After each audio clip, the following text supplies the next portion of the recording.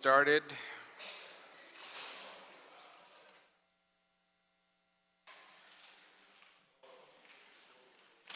This is the Planning and Land Use Management Committee. I'm Councilmember Weezar. We've been joined by Councilmember Mitch Englander and Councilmember Curran Price.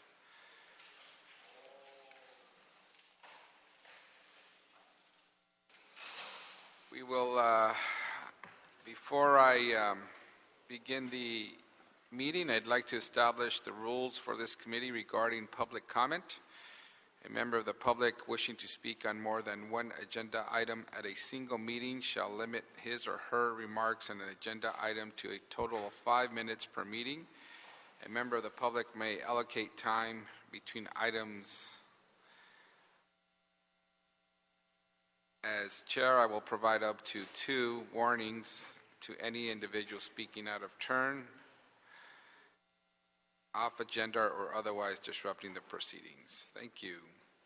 So with that, we'll move to item number 1, report from the Director of Planning. Thank you, Chair Weezar and members of the committee. Vince Bertoni, Director of Planning. Just a few items for the update today. At the City Planning Commission's last meeting on September 22nd, they recommended approval of the NoHo West project in North Hollywood. And that's a project that is mixed use that includes about 1.3 million square feet of uses, and it involves the adaptive reuse of the previous home of Macy's. I think it was originally a May Company building. It includes office space, health clubs, cinemas, rental housing, and some public and private recreational areas. And that was recommended for approval by the City Planning Commission, and that will be getting forwarded to this committee later. Last week, the Planning Department released a draft of the housing linkage fees, and those are fees that would be applied. This is part of the strategy to create more affordable housing in the city of Los Angeles. This is a study that looked at applying fees to new development to both residential and commercial. Those fees are out for public review right now, and there will be a staff level hearing conducted on October 19th, and we're expecting to have this before the City Planning Commission in November. Then it'll come to this committee after that. And one late breaking news item from Sacramento: the governor signed 2 bills a short while ago, Assembly Bill 2299 and Senate Bill 1069, and those were regarding accessory dwelling units. So, the City Council has been delving into that issue recently. So these bills are very, very similar to each other. I think the differences are very slight, and they go into effect January 1st. And it's significant changes to both what the state, if you will, default standards are if you don't have your own local ordinance. And it also puts more, if you will, restrictions or parameters on what cities and counties can do for their own local ordinances. In essence, it mandates that you have to have local rules adopted by ordinance, or you have to default to the state standard. So we're going through and looking at the 2 bills now that they've been signed by the governor. They had been amended late in the legislative session. So we're going through, and they will be impacting what we would be doing on a long-term basis here. Although we're reviewing things, it looks like it's unlikely that we'll have our own local ordinance adopted by January 1st. So it looks like the city will be following the state's the state default standards come January 1st, 2017 is what the most likely scenario is. Great, thank you. Thank you for that update. And if I could just request that on the SDUs, secondary dwelling units. I don't like using acronyms, but I'm going to. I know secondary dwelling units that that the planning department brings your proposed ordinance to Plum with sufficient time for us to review, vet, and we may or may not have to send it to additional edits, and so we would need enough time to make sure we get it here before the holiday break and that we have it in place. I'm sorry, I couldn't hear the last part. So we may or may not make changes to any proposed ordinance, and we want to ensure that we have that here and to council before the holiday break so that we have it adopted before January 1st. So my request is that you bring it here with sufficient time for Plum to review it.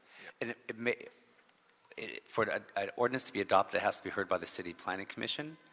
So we may not have time to have the adoption, the formulation of an ordinance, City Planning Commission, Plum and full council. Do you want us to do a preview with the Plum ahead of time? We could discuss it at some point, but when we made that change, I anticipated that we wouldn't get it back and done by January 1st, so I'm waiting. I'm eager to see how that works out. So. Okay, yeah, we're happy to come back, and Mr. Keller's here from the Planning Department who could also help with that. Thank you. Okay, thank you very much. Any questions or comments for Mr. Bertoni? Okay, we have 2 public comment cards. The first is Antonia Ramirez.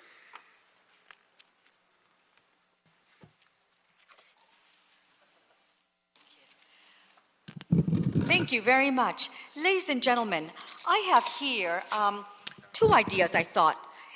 I would like to see the City of Los Angeles welcome all our commercial airline pilots, the U.S. military aviators, and our daredevil pilots extraordinaire from Gillespie Airfield, beautiful airfield. Since they bring in tourism, and since they come in and they purchase land, and they bring in also several people to purchase property here in Los Angeles, I think it's nothing more than short of not welcoming them. We need to welcome them and provide hospitality to these pilots, military aviators, and commercial airline pilots, because again, they are heavy investors. They bring lots of money to our city. We must remember that, money, but they are gracious, wonderful, zany human beings, and they're full of life, and they are just full of smiles, and they are truly contagious personalities. That's one. Am I Thank you. Your time is up on this item. Well, God bless Donald Trump in America. I agree with God bless America. God bless Donald Trump. Next speaker is Mr. Pig. That's what you wrote on your card. Okay, the Pig will address. Thank you. We have the crisis in the South Valley Planning Commission.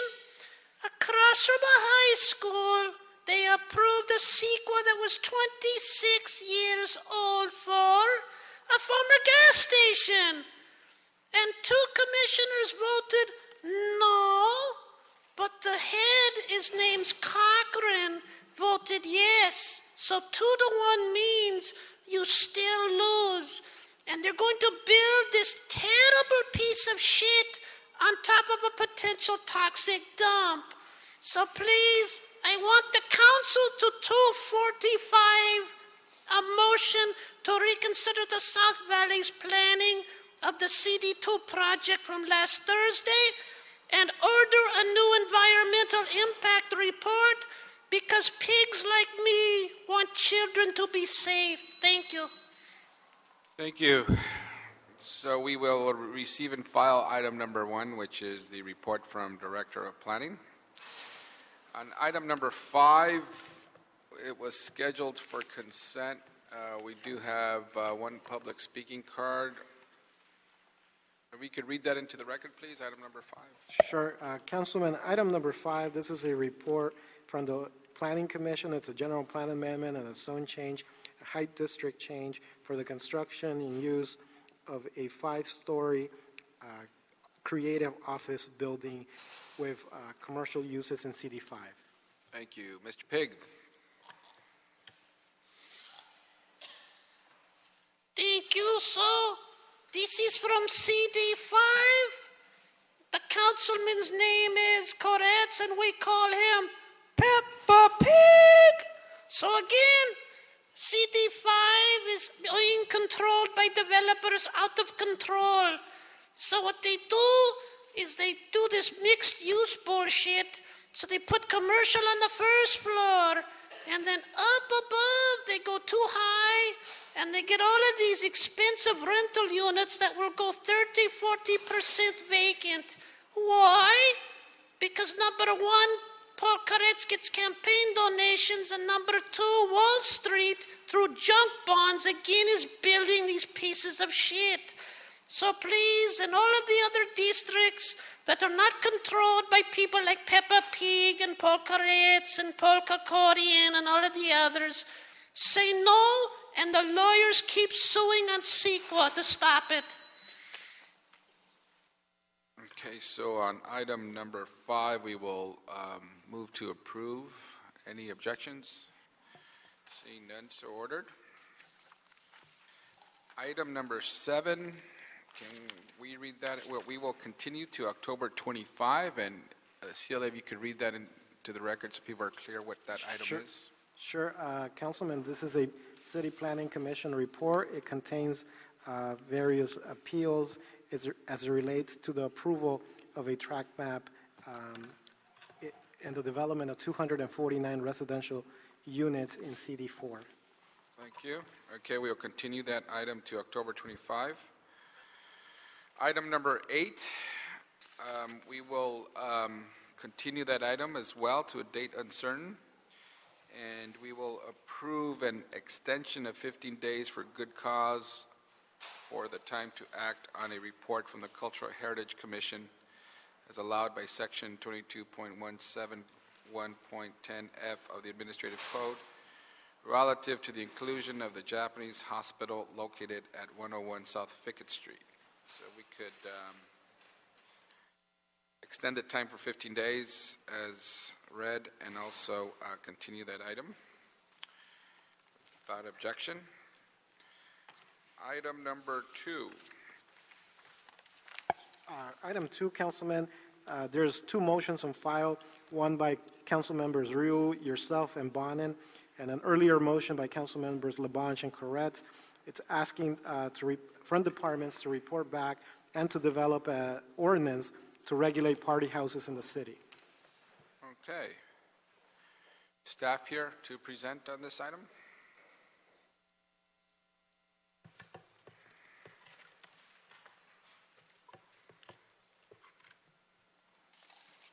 Good afternoon, Tom Rothman from the Planning Department. The staff from Planning, and I'm also joined with staff from the LAPD. We'll receive this and put this on our work program. This is a motion to request an ordinance.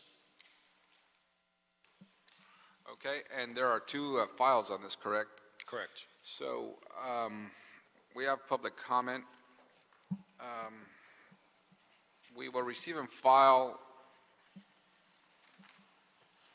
number 12-1824. That is an old motion on this item. The new motion by Mr. Ryu, that's what we will continue with. Yes, so Mr. Ryu's motion gets adopted. Okay, so if that, we'll keep that before us, and we'll make that part of the official motion. But for now, we'll go to public comment on this. Okay, thank you. Antonia Ramirez.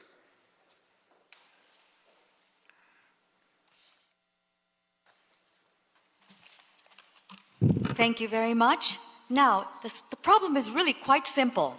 You get rid of your violent, jealous, nosy, uncivilized, racist, hate-mongering wetbacks and Chango Latino gangbangers, pussies, pigs, and thieves, and the Board of Police Commissioners and the city attorneys won't have to regulate party houses anymore. You got rid of the problem. You nip it in the bud. Deport the bastards and you have no more problems. So again, you won't have drugs, you won't have weapons, and you won't have to call the whole riot gear police department to shut the parties down. Again, the worst criminal elements are these wetbacks and gangbangers. And as a Mexican American, I've seen it far too often, to the point of even shutting down or actually breaking up fights between Latinos when they're heavily drunk or drugged addicts. I've actually gotten in between them and said, you know what? Get away. The police are coming. Deal with it another way. Come on, man. Don't get into a fight. And God bless Donald Trump, and God bless America. Mr. Pig. Right. Thank you. What is wrong with parties? Parties have balloons, bar mitzvahs, and yes, for the people who are religious, Kwanzaa too. So what is wrong with having houses that are temporarily party houses. You know, like the Wing Chong song, everybody come home tonight, everybody Wing Chong tonight. You know, fucking parties. So are you against parties or are you against crazy parties? So amend the motion to read regulating crazy parties, out of control parties. But if you just put parties, parties mean legal parties and crazy parties. But everybody, let's just fucking party. Mr. Herman? Mr. Herman is not here. Sherry Hellard?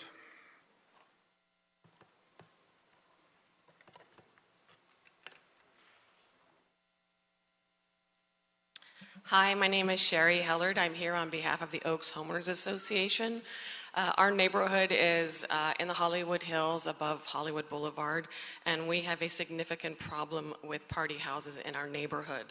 I myself have had issues with this when a house that abuts my property went on Airbnb and became a party house. It was crazy parties where I had to call the cops and people were arrested, and it was 4 a.m. and it was just insane. And on the board, I am the person that people in our neighborhood call to let me know when there is a party. And believe me, there is a lot of issues with these party houses. It, especially in the hills, it just echoes all over the place, and you can't go to bed. The Oaks Owners Association supports a code to protect the quiet residential habitat that we live in, and we are concerned that the enforcement may still be a problem even if a new code is put in place, and wonder what can be done about that. We commend Councilman Rue and the other council members for making this an urgent priority. Thank you very much. Thank you. Nick Greif? Good afternoon, council members. Nick Greif with Councilman David Rue's office. Thank you guys for having me here today. I want to start by thanking Councilman Huizar for hearing this item. And before I continue, as a council office, are we doing the 1 minute, or do I have a little more time? Okay, no just time. want to check. Thanks. Yeah. Also want to thank city staff, including LAPD, city attorney, LAFD, FIMLA, DCP, and DBS for working with us over the past year on the details of this issue to come up with a proposed solution. So for the past year, our office has been working to come up with a solution that could help with what is a citywide problem, but as you just heard, particularly an issue in our hillside areas. That issue is party houses, which are residential homes used or rented out consistently for out-of-scale parties. To give an example, there is one property on Weed Lake Drive, which is discussed in the LA Times article that was put in the packet of materials that our office provided to all of you, that was specifically built with parties in mind. Literally was constructed for this purpose, and it's typically hosted them weekly. The tricky issue here is coming up with a policy that will handle the 3 types of issues that our current laws, as noted in the LAPD Commission report and the City Attorney's report, are not well suited for. First is, how do we disincentivize property owners or renters themselves from being bad neighbors and repeatedly abusing their residential neighborhoods while not being overly punitive to first-time unruly party hosts? The second is, how do we properly disincentivize short-term rental hosts from specifically renting out homes with parties in mind? And the third is, how do we discourage unruly events in the future as opposed to just dealing with the issue of that day, which is typically how we enforce. So in your packet on the second page are proposed instructions that we've worked on over the past year with the departments that were mentioned that we think can accomplish those goals. That would create an ability for LAPD, who already handles noise ordinance violations, to enforce slightly differently than we currently do under the noise ordinance. The key pieces of that proposed change would be that citations, which currently just go to the party goer or host, would also be assessed on the property owner. And second, that after a violation, a notice of violation would be affixed to the front of the property that would mean a further violation in a 30-day period. If this was a first offense, would lead to a much larger fine or a misdemeanor.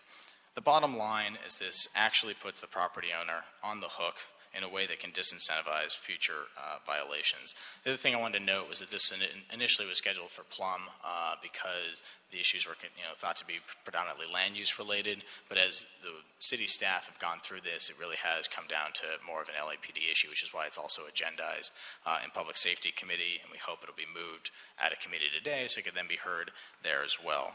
Department staff can explain further, but I'm also available if there are any questions. Thank you. Thank you for your work on this, Mr. Rue's work on this. The city attorney, anything to add? This was a report that also came from the city attorney's office, I believe. No, yes? We submitted a report. Okay, submit a report. So there's also a report from the LAPD. So I believe there's also a file in the Public Safety Committee. Contrary to what I said earlier about receiving and filing the original motion by Mr. Labange, let's just keep them both open while we clarify the appropriate procedures. So we have this new motion that we want to adopt, but we also have an existing file in public safety, so we want to clarify as we move forward how do we combine both and work with both. But for now, we could adopt the motion, the new motion, the new file, and ask the city attorney, with the assistance of LAPD, to draft an ordinance modeled on the party ordinance in Newport Beach with the instructions as laid out by CD4. Is that clear? Okay. Any questions or comments? No. Yes, Mr. Price. First of all, I want to thank the city attorney for the hard work and research and for the work that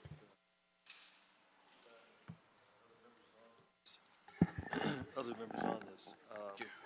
The report recommends a prohibition on large, quote, large events. The question for the city attorney, how are we defining these large events? Some ordinances that we looked at, like Malibu, they're as big as 100, and Newport as small as 8. That's a pretty big range. Can you shed some light on what will constitute a large event under the ordinance that we're looking at? Well, that's something that Terry Kaufman, Mesilla City Attorney's Office, that's something that we'll be looking at. I think it's Malibu that has 150, which would allow 149 people at an event, and it also requires LAPD to be able to count.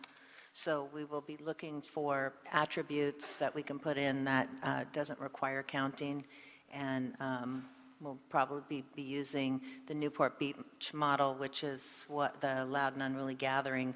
That ordinance applies to gatherings of 8 or more, so you don't have that issue. So as we go through the process with the planning department, we'll be specifically looking at that issue. Okay, thank you. Yeah, great. Thank you. Any other questions or comments? Okay. Mr. Cedillo? I just want to make sure that we have provisions in there that protect families and communities in our city so that we don't have any racial profiling, any issues or matters arising from racial profiling. The sizes we have to be thoughtful about. You and I are both from Boyle Heights. A party like that might just be a small weekend quinceañera.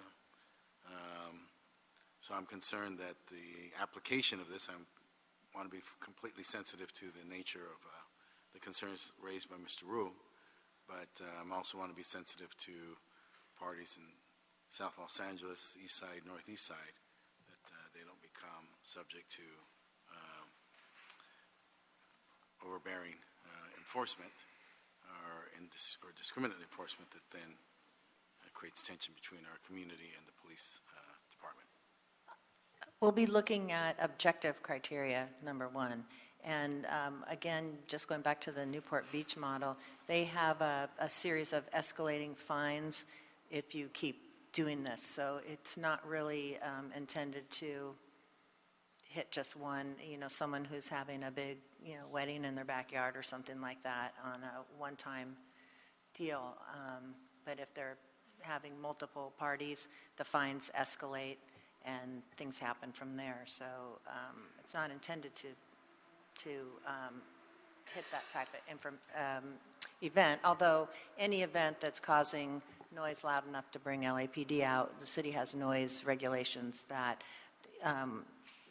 LAPD can enforce without having this kind of an ordinance. So.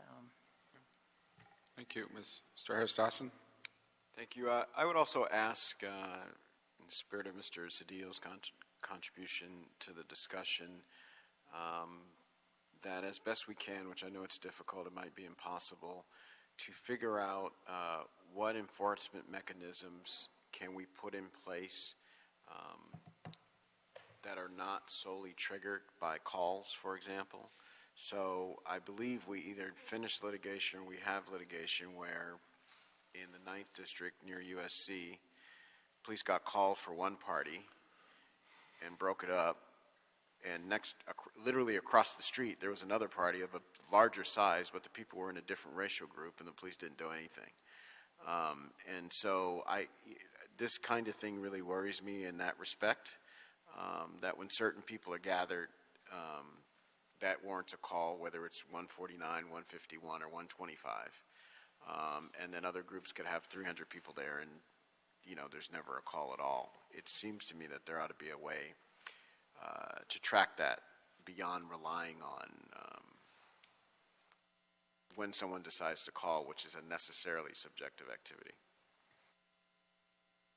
Thank you. And as part of the instructions, we did request that the city attorney work with the LAPD, and if we could add an instruction that the city attorney work with the LAPD to address those two issues raised by Mr. Cedillo and Mr. Harris-Dawson on the potential for this to provide an opportunity for racial profiling and us avoiding that. How would this avoid that? And secondly, on the application of the ordinance in practice and how LAPD intends to have consistent application.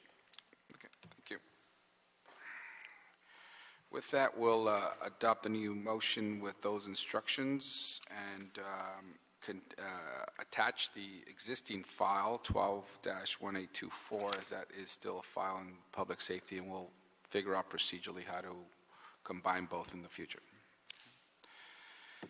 Thank you. So ordered. Item number 3.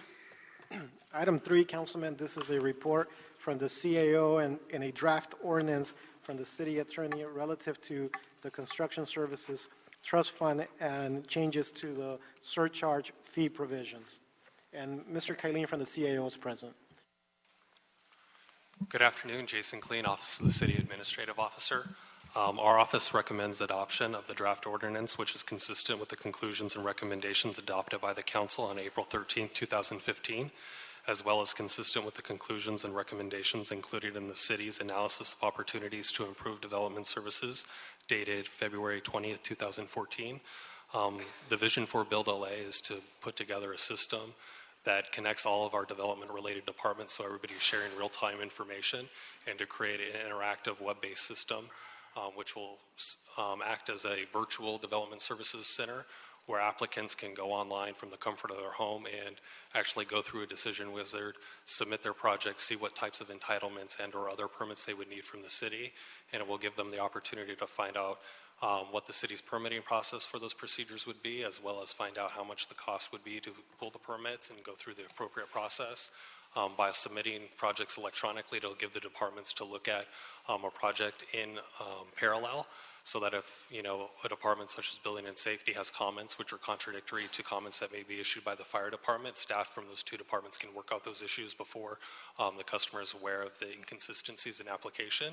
And basically, by having a web-based system that allows for the e-plan check, we'll be able to have multiple workstations throughout the city that will allow staff from different disciplines to actually work on major projects concurrently, and actually look at the plans in real time and actually modify those plans accordingly to see how different applications from the different building codes could be applied. If we have any questions, staff from the CAO's office as well as the city attorney is here. Thank you. Any questions or comments? No? We'll approve the city attorney prepared ordinance and concur with the CAO recommendation to make changes to the one-stop permit center surcharge from 2% to 4% to fund Build LA as part of the Redevelopment Services Trust Fund, in as much as there will be no general fund impact. I think the incremental is from 2 to 3%, Councilman. 2 to 3%? Yes, sir. Okay. So it's a 1% increase. Okay, I was told by my staff that's 2%, 3. but it's 3%. Big difference. Yes, sir. 1.1%, change but makes a the big actual dollar difference. amount is a big difference. Thank you. All righty, so we'll move to adopt that. Without objections, so ordered. Thank you. Item number 4. I'm sorry, public comment. Mr. Pig?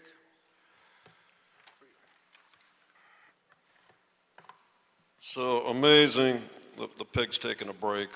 Amazing, an actual good idea. Yes, the city came up with a good idea. I know, Marquise's looking like he's amazed. Yes, but yes, they have come up with a good idea. But what you need to do on the website is put a little radio button and link it to the city councilman whose project you're zoning in, and then put a little campaign donation button next to the little radio button so you can click it, and while you're doing your planning, you have options to donate to their campaign or to the city councilman's in-office fund. So that will cut through a lot more red tape and get the project more on track. So again, nothing wrong with it. I'm not saying it's corruption. I'm just saying for all the people here building, you know you're going to make the campaign donations anyway. Just put it right there on the website. All right. So we'll continue with that as ordered. Thank you. Item number 4. Item 4, Councilman, this is a quarterly discussion by City Planning relative to the Recode LA zoning code changes.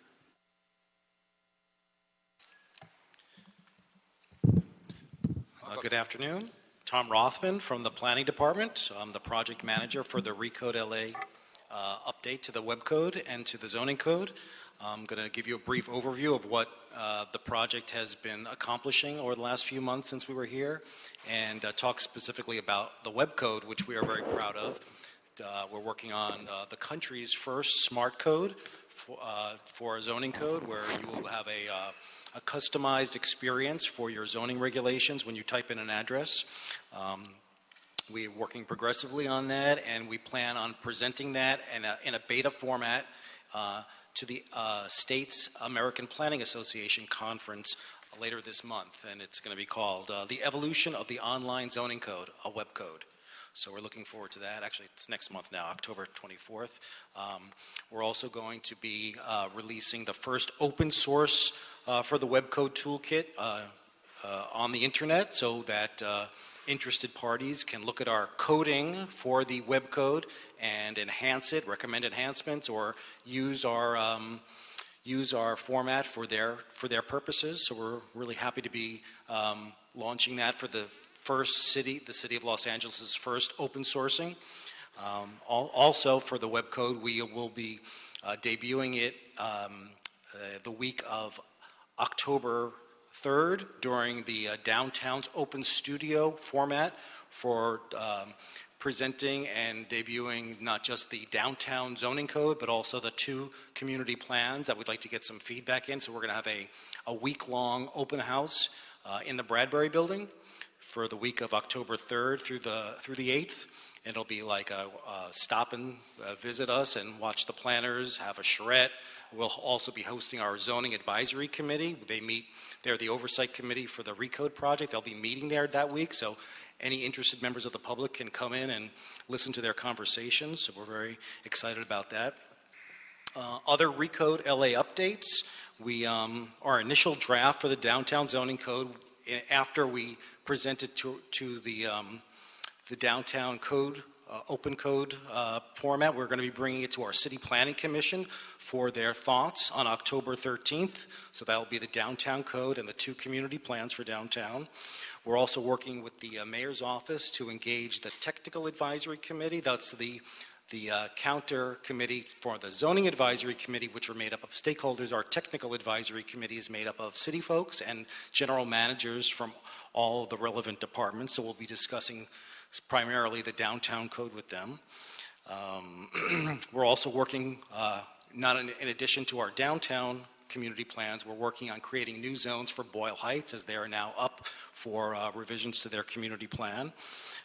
We're also finalizing our draft for our updates to our processes and procedures for the zoning code, and we'll be bringing that to our commission for their review in December. Lastly, we are now incorporating our low-impact development standards from the Department of Public Works into the zoning code and into our master land use application at the planning department. And one other thing I did want to mention is that since the single-family zoning has become an issue, we have amped up our new single-family zones from Recode, and we plan on bringing that to our City Planning Commission on October 13th. So that'll be the first actionable item by the City Planning Commission for Recode. So we're looking forward to that also. So those are all of our events in a nutshell. I'm here to answer any questions. Thank you. Are we still on time for the overall Recode LA? And when is that? Yes, pretty much. It's about 2 more years to have the entire thing. I mean, that will be then we'll have the new code brought to the City Planning Commission, and then we will have to start working on our community plans to start implementing it. So we will have the 2 downtown plans up and running hopefully by then with new zones, and then we'll have to rezone the remainder of the city. That follow through hasn't been finalized about how we're going to accomplish that, but yes, we are still on track and on budget with the Recode project. And the toolkit will be publicly available in October, correct?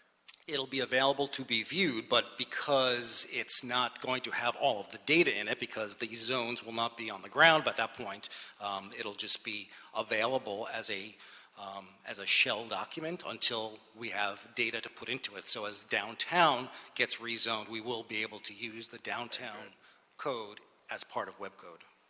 Okay, great. Thank you. Any questions or comments? No? Seeing none. Well, thank you very much. We will note and file this item. I'm sorry, we have Mr. Pig. Public comment. Yeah, I went to one of these meetings. It's called Recode LA. Oh, I saw the chairman of that LA Code committee. He actually was here today somewhere. Is he going to speak? Yay, there he is. Okay, so it's made up of a very large group of architects and developers. So me and General Jeff, we attended one meeting, but we're not allowed to ask questions or make public comment. They're not holding these meetings under the Brown Act. So right away, the first thing that's going to happen, you're going to slam this thing in, it's going to be challenged because none of these meetings were held pursuant to the Ralph M. Brown Act. It's very clear. And yes, you could hear the sound. It sounded like a goat. That's definitely true. So if you're going to hold these things in the Bradbury building, etc., please hold them under the Ralph M. Brown Act, or you risk an injunction after all of your very hard work. Thank you. Okay, thank you very much. We will note and file item number 4. That brings us to item number 6. Item 6, council member, this is a report from the Planning Commission. It's an appeal by Margaret Ibarra and Michael Rieger on behalf of the Pico Union residents who care. It has to do with the educational use in the commercial manufacturing zone and the conversion of a warehouse into a public charter school in CD1. Staff? Yes. Welcome. Good afternoon. I'm Mindy Nguyen with the Department of City Planning. The case before you today is an appeal of the approval for the conversion of an existing 2-story warehouse into a public charter high school known as the University Prep High School, located at 1915 to 1929 West Pico Boulevard.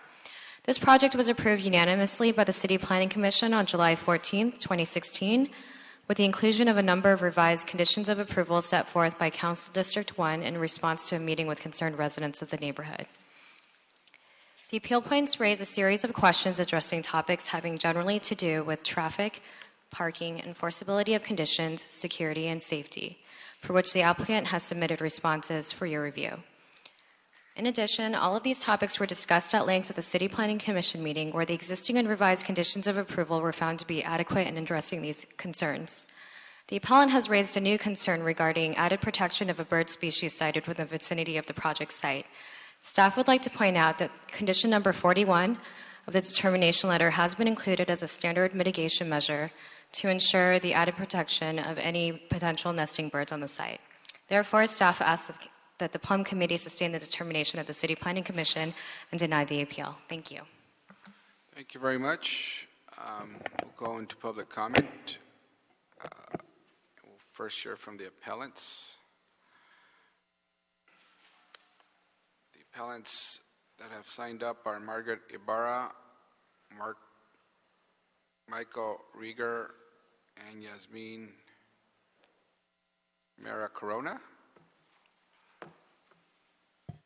There's only one application for appeal, right? They weren't separate appeals? Yeah, it was a group. One group appeal, okay. So one person has a total of 5 minutes, or you could decide to all speak within those 5 minutes, or that one person could take up the 5 minutes and then any additional people could take up 1 minute. Because everybody else, except for the appellants and the applicants, have 1 minute. The appellants and applicants have 5, so. So my name is Michael Rieger. I'm in there. I'll take the 5 minutes. Okay. Thank you for your time. I appreciate it. We're all residents in the neighborhood. I'm a property owner. I live directly across from where the proposed school is going to be placed. I have children myself, so of course I'm not against schools. So I hope you just pay attention to what we have to say, because this is probably the last chance we get to appeal this.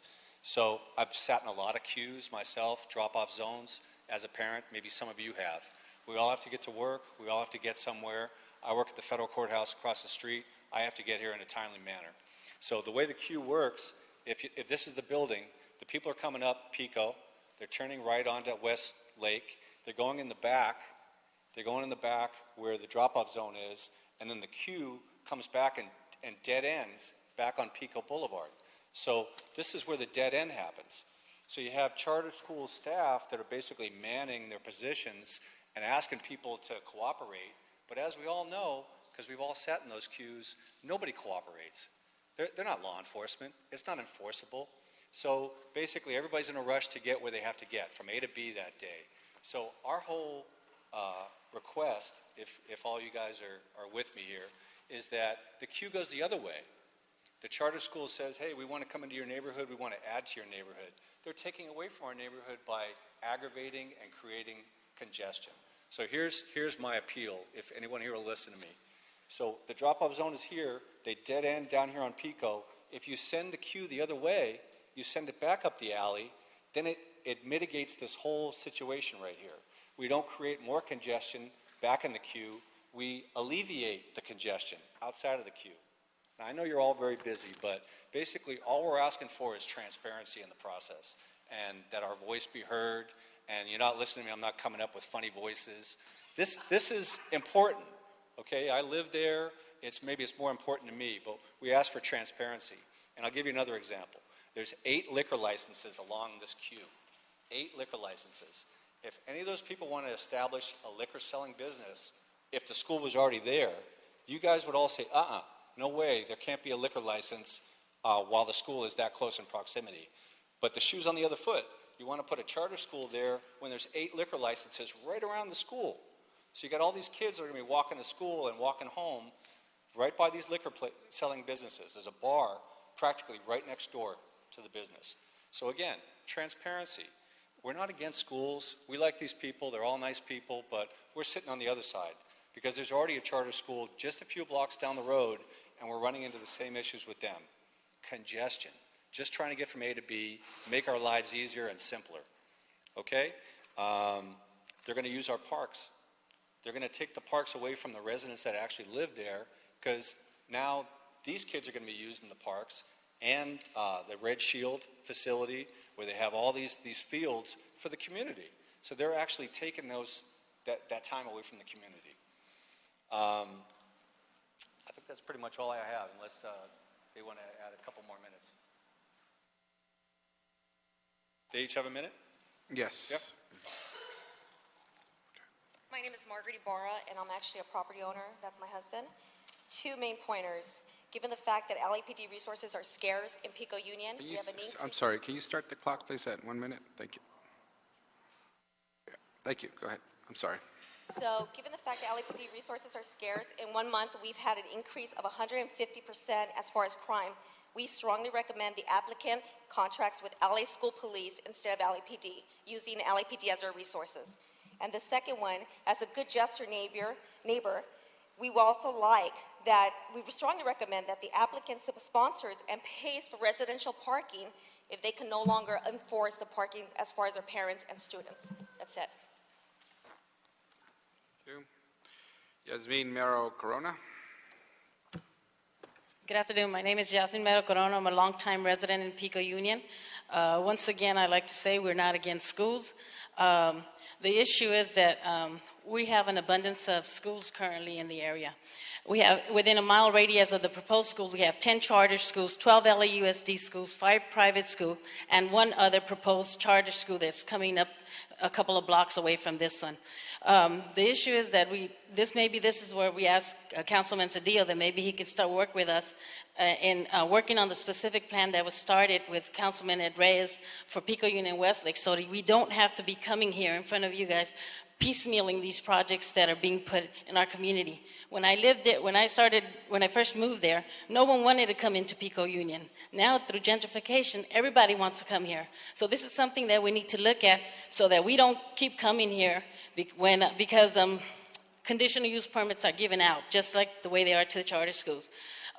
These charter schools of the 10 that we have are using existing facilities like the Red Shield and Toberman Park. Maybe we could use, maybe we could have youth centers built within this area. Okay, now the applicants, Tom Wolf and Michael Woodward.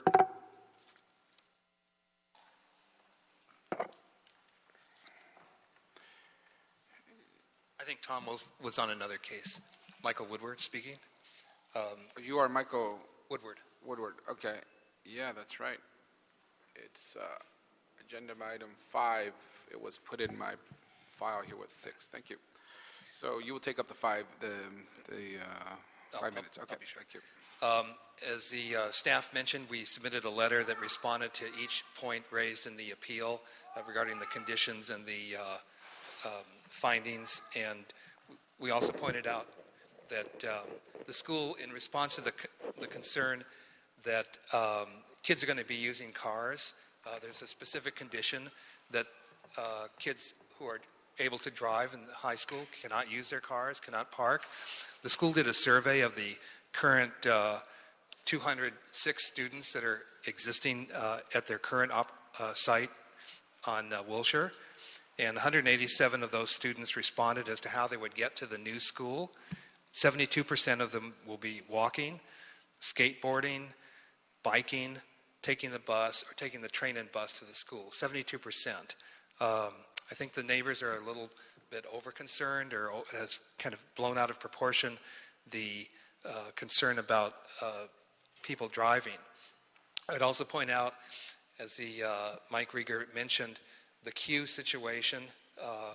Condition 39, which was modified at the request of the council office, requires the DOT to get involved in looking at the actual circulation plan, and the circulation plan itself requires the school to make modifications as necessary.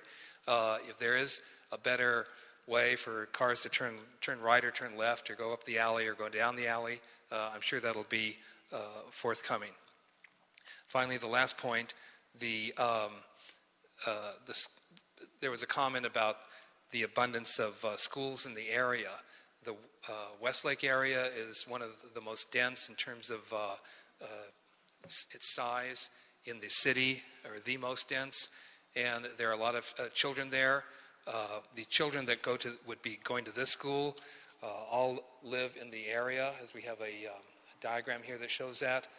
And I submit the conditions of the existing CUP were carefully designed with the input from the council office to address the concerns that the neighbors have raised. There'll be a chance for a review in the future and ongoing review by the DOT.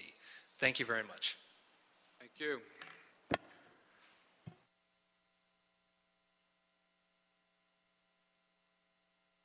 Okay, we will continue with public comment. Irene Lewis, Aurora Corona, Alabajian, Ernesto Putoja. Irene Lewis, Executive Director of the Salvation Army Red Shield Youth and Community Center in Pico Union. I've been there 25 years. The center's been there since 1950. I'm here to speak in support of University Prep. We already are partnering with them, with our Youth Leadership Council. They came to our first meeting, outstanding students, greeted me with a handshake and with much respect. Pico Union needs this high school in the community. The principal came and recruited a majority of the students from our community center in Pico Union. They will be walking.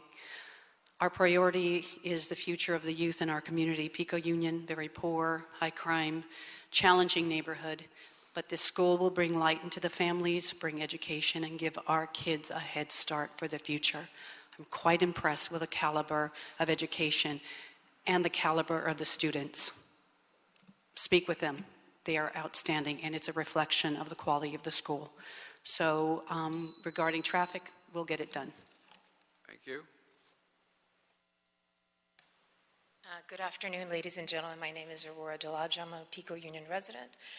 Been there all my life, and I've seen all the changes. One of the questions that I wanted answered was, most students are expected to walk or take public transportation. What statistical methods were used?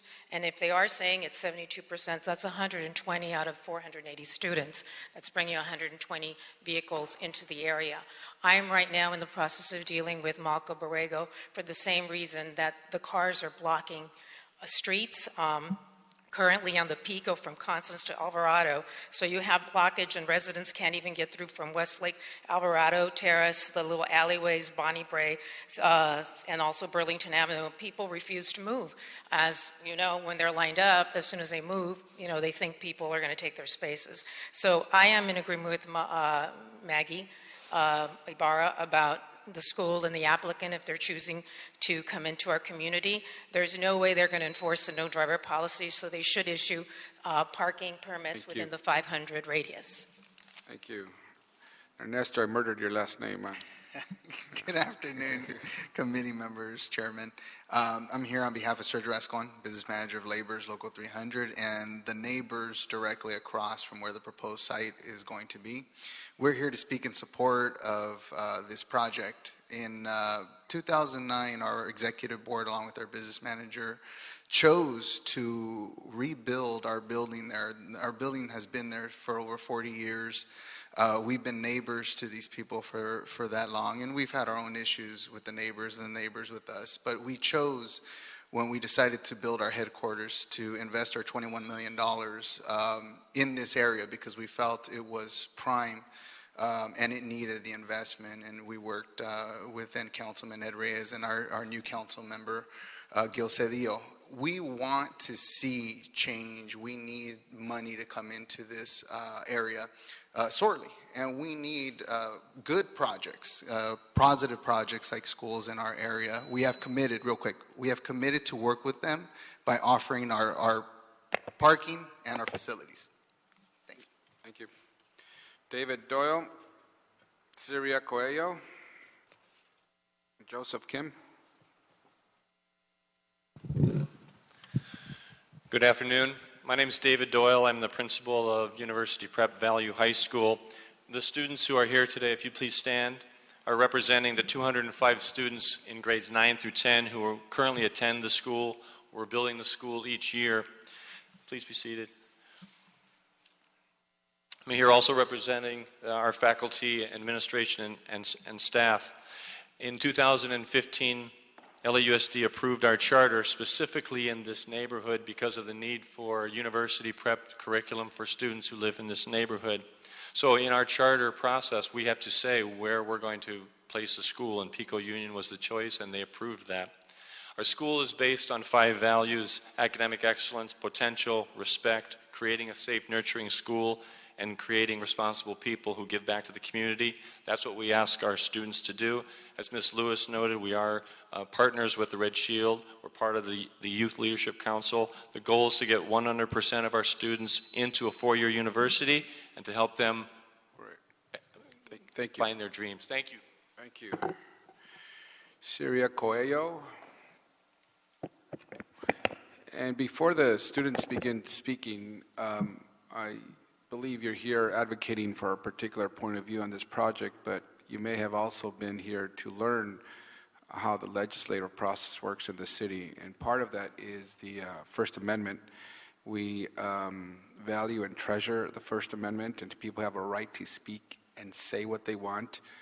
We can't control either how they decide to express themselves. So if they use bad language and they cuss, I personally think that's a bad example how to express yourself. I think people listen more when you use appropriate language, but some public speakers decide to do otherwise. So we apologize if that offended any of you, or if it was a learning experience nonetheless. So good luck in your studies as well. Syria Coelho. Good afternoon. My name is Syria Coelho. I am a student at University Prep, and I've been to various different schools in the past. I am proud to be a student at University Prep because I know I can go to a four-year university and follow the career path of my choice. This student is exceptional in helping me reach my personal goals, and little by little, we are building the school, and hopefully the school will be built by next year. I know that the issue is traffic, but as a student, I know that most of the students will not be dropped off by car. Most of the student body will get to school by walking, using public transportation, skating, or biking, because they live in the Pico Union area. Thank you for your time and patience. Thank God you. bless you. Thank you. Joseph Kim. James Peñalosa. Esteban Peñalosa. Good afternoon, everyone. My name is Chanyang Kim, or Joseph Kim, and I'm a student at University of Prep Valley High School. I chose to attend University of Prep Valley High School because I wanted to develop my character, and I'm giving back to the community by tutoring the students at our school and at our sister school, Everest Valley. I'm part of the Leadership Council, and I participate on the school's varsity basketball team. I would like this board to give us the conditional use permit so that all the students receive an equal education. Thank you. Thank you. James Peñalosa. Sorry. First of all, good afternoon. My name is James Peñalosa, and I lived in Pico Union my whole life, 15 years. First of all, I would like to say why I'm a student at University Prep. I'm a student at University Prep because I believe that this school can help every student go into a four-year university. I personally want to go to USC, and I feel that with the support that the school gives us, we can do this. About 6 months ago, we went to the Salvation Army, the Red Shield Recreation Center, and we did a community cleanup. I was there. Many of our students met Councilman Cedillo, and this is one way we helped the community throughout the past year. We will continue to do this. We know there are many families in this area, including myself, my family, my neighbors. I know that they want good education, and we will be a beneficial member of our community. Thank you. Thank you. Esteban Peñalosa. Buenas tardes, mi nombre es Esteban Peñalosa. Me gustaría tener un intérprete, si se puede. Sí, un momento. Lo vamos a hacer lo más mejor posible. Aquí lo va a hacer el señor Cedillo. Okay. No, yo lo voy a hacer. Okay. Si habla en su minuto y después yo digo lo mejor posible que usted dice en español. Gracias. I'll act the Bueno, interpreter. Primero que todo, soy papá de James Peñalosa, acaba de pasar. Estoy muy contento por ese proyecto. La verdad que es un proyecto donde es la edad donde necesitamos la escuela, donde necesitamos ese tipo de educación, porque es la edad donde muchos de los muchachos, muchos de los niños que están en esa edad no terminan la escuela porque si los papás los mandan a escuelas retiradas, muchas de las veces les hace tarde y prefieren no ir a la escuela.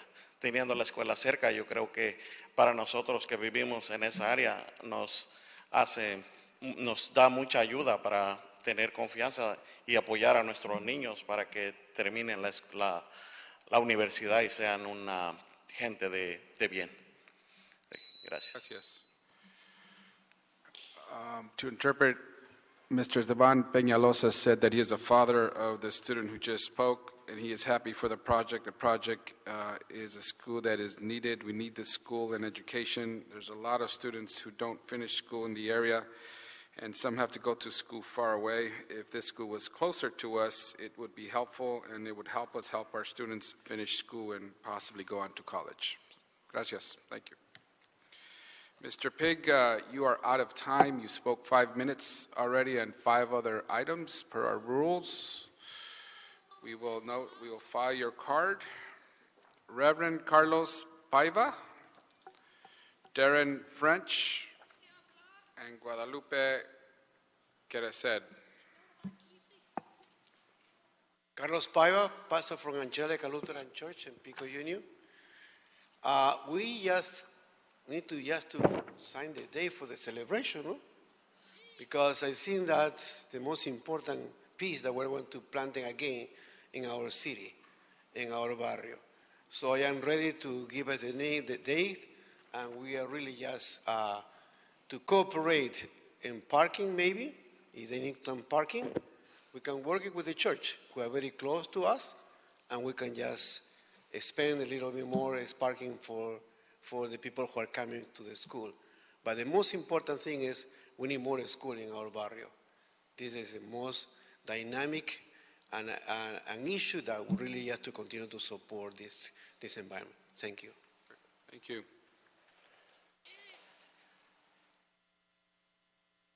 Darren French. Hi, my name is Darren French. I'm the program manager for the Byzantine Latino Quarter Business Improvement District. And on behalf of the board of directors of the BLQ bid, we do support this project. We did a presentation for one of our board meetings, and everybody unanimously approved it. There are many schools in the area, and we in the bid do work closely with the administrators and the students in these schools to do good work around the area, community cleanups, other projects. So we do look forward to working with the students of University Prep to continue that good work in the Pico Union area. All right, thank you. Thank you. And just for the record, we want to mention to Mr. Pig, as he's been writing his cards out, that you have been warned not to disrupt this meeting. That is your first warning. You keep eliciting noises and lots of activity from where you're sitting, and you're disrupting this meeting. One more disruption, and we will ask you to leave this meeting. Thank you. Welcome. Muy buenas tardes. Mi nombre es Guadalupe Cerecer. ¿Podría pedirle si podría ser mi traductor? Sí, sí, está bien. Gracias. Mi nombre es Guadalupe Cerecer, soy un padre de un estudiante del University Prep y pido de favor que se le dé la oportunidad a la escuela de tener un edificio permanente, porque University Prep no es una escuela más, es una escuela diferente que trabaja en los valores, en los que los estudiantes trabajan todos los días, y para mí eso merece una frase que dice que la gota que perfora la roca quiere decir que es la constancia de los alumnos de trabajar los valores todos los días, se les va a quedar a ellos y hacer la diferencia en la comunidad. Okay, gracias.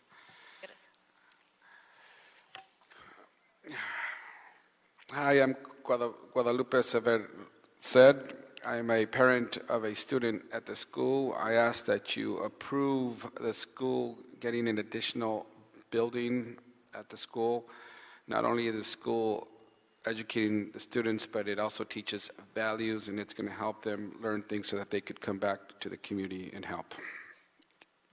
more or less, right? How's that, Mr. Hernandez? Okay, thank you very much. Gracias. Alejandra Delfín and Herman.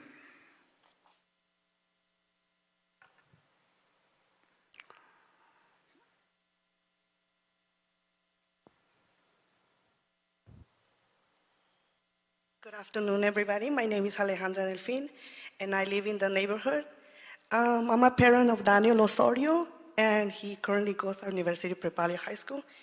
And University Prep Valley High School will make an impact on the community by giving back. That's one of our values. And one example is street cleanups, and my son will be walking to school. Thank you. Thank you. Thank you very much. For the record, I'd like to remind you that I'm exercising my First Amendment under 42 U.S.C. 1983. As I read out regarding the two-story warehouse and a public charter school, fuck you. You know quite well that these fucking schools are no better than any public school. So you're fucking using a conditional use to fucking itemize an agenda item for this who cares? You don't fucking care because the LA Times reported in Mr. Dawson's area about a charter school that failed under embezzlement and stealing from the students. It will not do anything fucking better, and that's how I have to fucking grieve it to you, because you're so fucking arrogant and ignorant to listen to the public under our First Amendment for a charter school. And to remind you that Mike Hernandez in the crowd, who had a DA institute under the Public Integrity Unit, I advise you, DA office, Mr. Herman, Mr. Herman, yes? This is about the school, okay? It's not about anybody in the audience. Your time is up. Thank you. So am I closing? And no, there's no closing, rebuttal, Mr. Herman. sir? Mr. Herman, there's no closing. Your time is up. Thank you. Time's up? Yes. Okay, so I'm fucking right then. Sir, you have been warned. Another time you disrupt this meeting, I had asked you to stop speaking. The next time you disrupt this meeting, we're going to have to ask you to leave. Thank you. Mr. Chair, we would also request that Mr. Herman abide by our policy of not having placards with messages written on them in the audience. Yes, thank you. Mr. Cedillo. Yes, we have met several times with neighbors and community members and people of the school. We're very proud and look forward to the ongoing work of the school, and we appreciate the members who have all participated. We haven't resolved every problem or concern, but we remain committed to doing that. We look forward to experts from our LA DOT to help us. We appreciate the offers and the goodwill gestures both from the Laborers International Union. They have a long history there, and we are very impressed with the building that they've built there. We also appreciate the church and its offering to also participate. We think we are building something here very special. There are many schools in the district. I don't have to tell you that. Many schools in this area. You were a leader in building many of them while you were president of the school board. But there are never too many schools. We have not come to that point where there are too many schools, and particularly too many schools for these young men and women. I know them, some of them. I have worked with them. They have been volunteers in our program, and I'm very proud of what they are promising, because we are looking at the future of this city, and their commitment and the leadership of their school is something that I covet and that we should covet. And so we ask that you deny the appeal and move this matter forward. Okay, there's been a motion to deny the appeal and move the item forward. Any objection to that motion? Seeing none, so ordered. Mr. CLA, any additional language you need to provide given that the motion has been made to deny the appeal? And sustain the underlying determination of the Planning Commission. Okay, so we'll deny the appeal and sustain the underlying decision by the Planning Commission. Yeah, okay. So ordered. Thank you very much. Thank you. Now, I believe that brings us to the public comment section of the agenda. Yes, sir. Okay, public comment. Pamela, I can't make out the last name. I apologize. My eyes are failing me here. Pamela Pearson? Is that correct? Yes, welcome. Yes, sir. Is this the city attorney's representative, I understand? Thank you. Ms. Pearson, if you could speak into the microphone as well, lift that up a little bit. Thank you.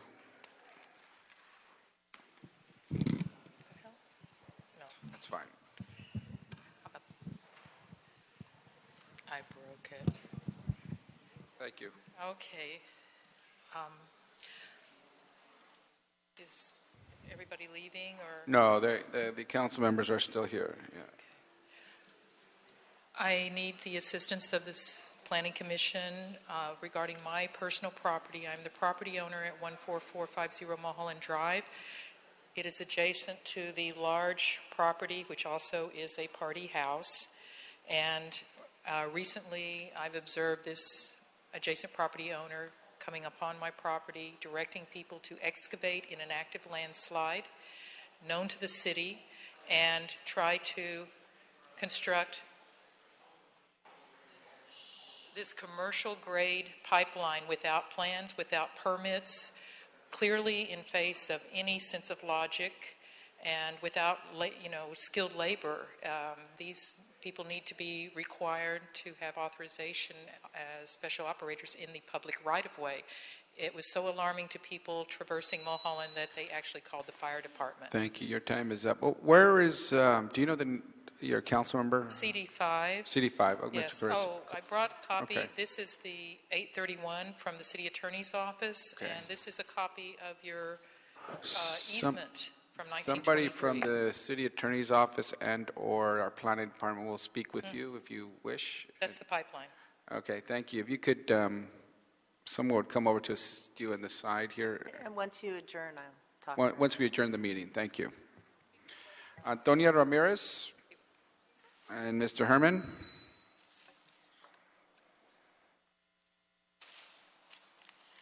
Thank you. Here is a new project, a mixed-use proposal-like project. Let's build a hotel jail in the Bunker Hill. Ms. Ramirez, this is general public comment. Yeah, this is what You this got is it? an Okay. idea. My idea. Just thought of it. Hotel jail. Let's build a hotel jail, full service, that will put all the politicals who are censored, who censor, interrupt, throw us out, gang stalk, and commit political and official malfeasance. And let's put them in a nice hotel jail with all the amenities in Bunker Hill. And then when the jail overflows with all the politicals who are corrupted, then we'll fly these thugs out of Van Nuys Airport to Guantanamo Bay. And the other jail we'll have for the wetbacks and the gangbangers and the pimps and the thieves and the home invasion robberies and graffiti and all the Ramirez, thieves. Ms. Yes. Ramirez, can you hold our time, please? Public comment on this agenda is anything having to do with land use and or planning issues in the city of Los Angeles and general public comment with respect to those items. That's why I said build a jail cell here in Bunker Hill. Yes, but you started off with that and the majority of your language was about derogatory language against particular people. So That's why we have the First Amendment. Remember, Yes, may I but remind you of the First We have rules Amendment? within the First Amendment. We have okay? rules to Thank you. again You may- expose the truth. You may proceed. Thank okay. you. And so this is what I thought, and I thought it's a wonderful idea. Again, Your deport time these is up. wetbacks to Thank you. Mexico Your and ti- Central your- America. your Thank you. time God is bless up. Donald Trump. Thank you. That's what happens Herman. when you fucking interrupt a public comment. This is general public comment. And regarding item 6 on the agenda, you slumlords, white niggers, this Mr. is the Herman, issue. Mr. Herman. The issue has Mr. to Herman, do with the I am true speaking with you. story. Herman, I am speaking. Please hold your comment. When I My speak, time. please allow me to speak. Thank you. You cannot speak on any items on the agenda. Public comment here is for any item that is not on today's agenda. Otherwise, people would come up and continue speaking on an item that they already spoke on. So you know the rules. I've repeated them to you over and over. Thank you. Now, in question is whether or not LNYORCHELSON, the DA, for the record, Public Integrity Unit, will investigate the crimes to humanity brought about this Plum Commission for censorship and for not allowing us to exercise our First Amendment to discuss housing.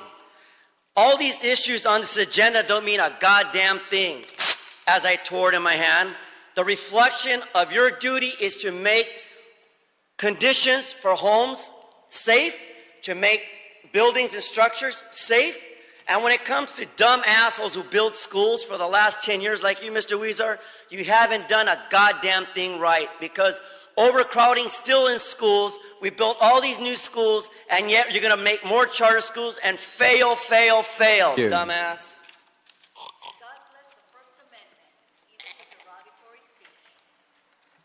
And any other items on the agenda? No, Councilman. Thank you. That concludes this meeting.